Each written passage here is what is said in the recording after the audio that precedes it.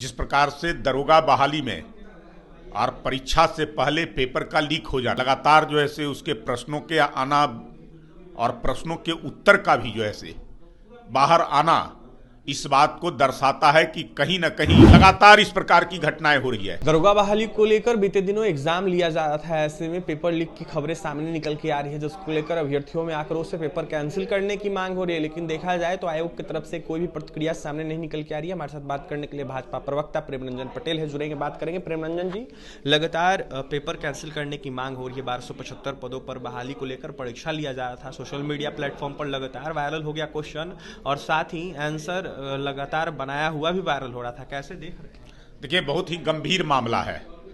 जिस प्रकार से दरोगा बहाली में और परीक्षा से पहले पेपर का लीक हो जाना, लगातार जो है से उसके प्रश्नों के आना और प्रश्नों के उत्तर का भी जो है से बाहर आना, इस बात को दर्शाता है कि कहीं न कहीं इसमें त्रुटियां हैं, खामियां हैं, लेकिन सरकार के कानों पर जू नहीं रेंग रही है।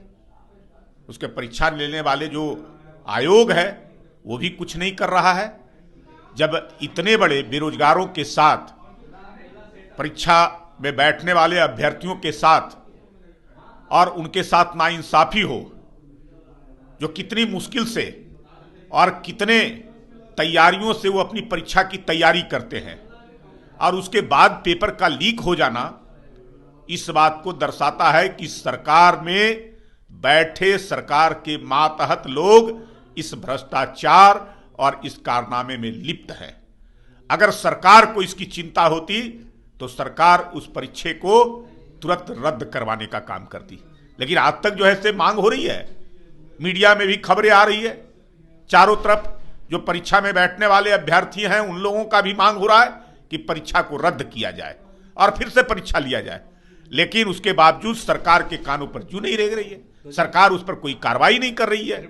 बिहार में देखा जाए तो बीपीएसएससी का गठन 2016 में हुआ था, उसके बाद जो भी दरोगा बहाली को लेकर एग्जाम लिया गया उसमें पेपर लीक होते रहा है। लगातार इस प्रकार की घटनाएं हो रही है।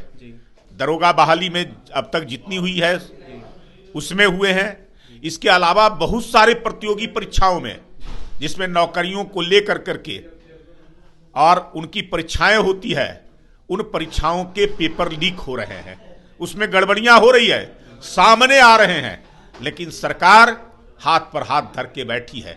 मुझे लगता है कि मुख्यमंत्री का पूरी तरह से इकबाल समाप्त हो गया है, उनके बस में अब कुछ रह नहीं गया है। कोई ना कोई जो है से वहां बैठ करके दूसरे लोग संचालित कर रहे हैं इन सब चीजों को, और उनके अधीन होकर के मुख्यमंत्री मूक दर्शक बन कर करके सारी चीजों को, इन भ्रष्टाचार को देख रहे हैं।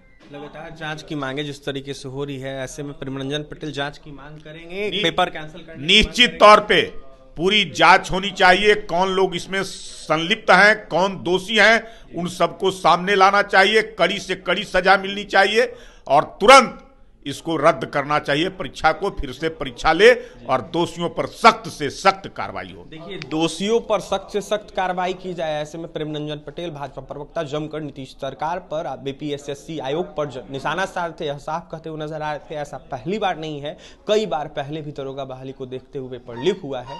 ऐसे में जिसकी भी संलिप्तता है उस पर कार्रवाई होनी चाहिए, तो वहीं पेपर अविलंब कैंसिल करना चाहिए। और भी तमाम खबरों के लिए NBC 24 के साथ बने रहे। बहुत बहुत धन्यवाद।